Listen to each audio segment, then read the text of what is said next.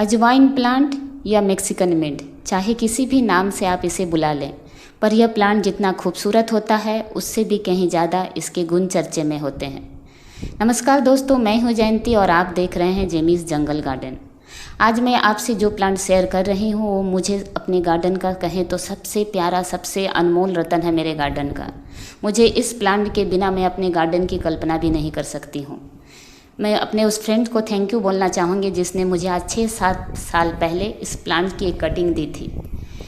उस प्लांट्स को लेकर जब मैं अपने घर लाई तो उसने मुझे ये भी साथ में बताया था कि यह प्लांट कफ, सर्दी, खांसी में बहुत काम आता है।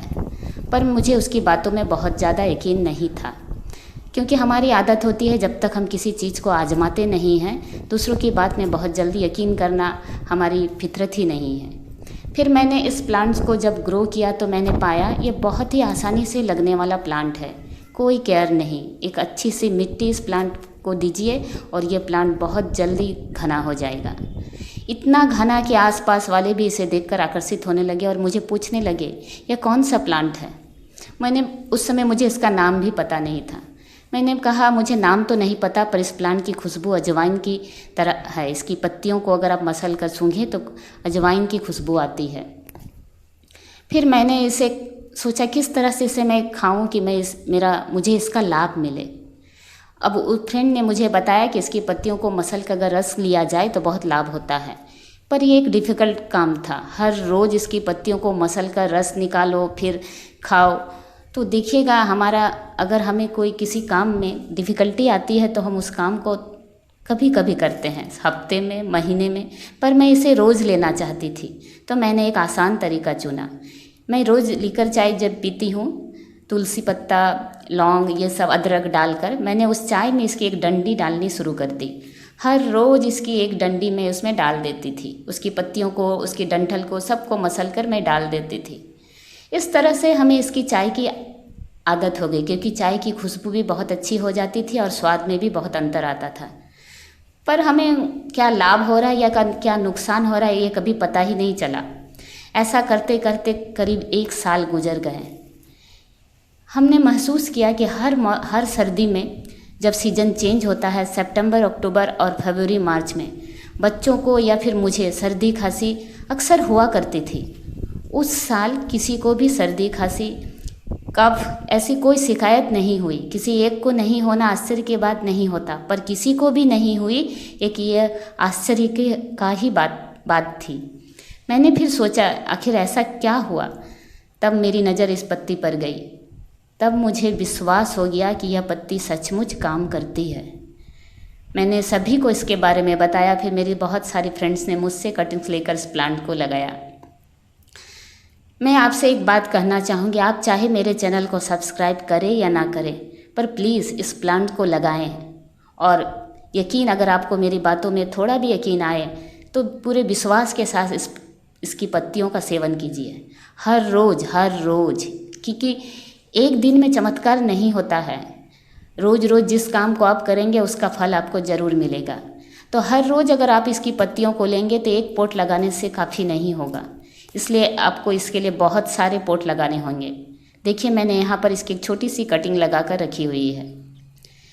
इसके लिए आपको कम से कम 5-6 पोट तैयार अपने रखने होंगे, क्योंकि जैसे आप ऊपर की टिप की कटिंग लेते हैं, थोड़ी बड़ी सी कटिंग देते हैं, नीचे की ग्रोथ थोड़ी धीमी हो जाती है। ये जो आप सुंदर सा एक प्लांट देख रहे हैं, हेल्दी प्लांट, यह पूरा करिश्मा इसकी खूबसूरत सी मिट्टी का है। गार्डनिंग का सबसे इम्पॉर्टेंट पार्ट होता है आपने मिट्टी कितनी अच्छी बनाई है। फर्टिलाइज़र ऐसे प्लांट्स को जिनमें सिर्फ पत्तियां आती है, फूल और फल नहीं होते हैं, ज़रूरत नहीं होती है। मिट्टी बनाइए तो बहुत अच्छी खाद वाली मिट्टी, जिसमें लीफ कंपोस्ट ज़रूर डालें। ये प्लांट्स के लिए बहुत ही अच्छा होता है, खासकर इन पत्तियों वाले जो पौधे होते हैं। लीफ मोल्ड, गोबर की खाद, बर्मी कंपोस्ट, किचन कंपोस्ट सबको मिलाकर अगर इस्तेमाल करेंगे तो फिर आपकी जो मिट्टी तैयार होगी उसकी बात ही अलग है। आप प्लांट की ग्रोथ देख सकते हैं। कुछ भी ऊपर से डालने की ज़रूरत नहीं है। जैसे जैसे आप इसकी कटिंग्स लेकर आप रोज़ यूज़ करेंगे तो फिर नीचे की पत्तियों में उतनी अच्छी ग्रोथ नहीं दिखेगी। तब आपको इसके नए नए प्लांट्स इसलिए बार बार तैयार करते रहना पड़ेगा। जब इसका ग्रोइंग पीरियड होता है फरवरी, मार्च या फिर बारिश का मौसम, तब आप इसकी ढेर सारी कटिंग्स छोटी छोटी बनाकर रख लिया करें छोटे छोटे से पॉलीथीन में।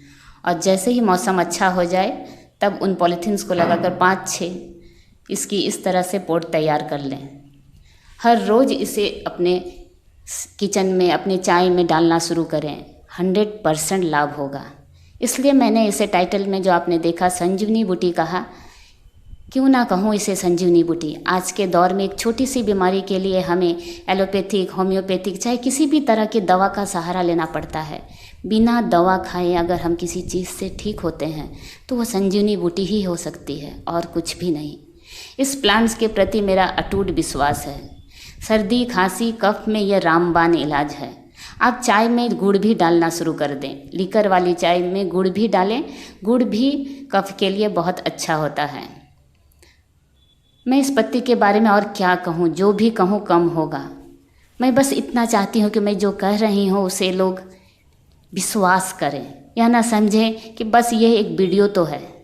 प्लीज़ इस प्लांट के ऊपर विश्वास करें, एक बार आजमाएं, 1 साल देखिएगा। अगर आपके आसपास भी किसी को सर्दी, खांसी, कफ की शिकायत रहती है, सीजन चेंज होने पर ही उनका तबीयत ख़राब होने लगती है, तो प्लीज़ इस प्लांट को ज़रूर से यूज़ करें। बहुत सस्ता होता है, आसानी से लग जाता है। बार बार इसकी कटिंग लगाते रहें, तभी यह प्लांट आपके गार्डन में बना रहेगा। एक ही प्लांट से बार बार पत्तियां तोड़ेंगे तो नीचे आप इसको बार बार नया नया प्लांट बनाते रहना पड़ेगा।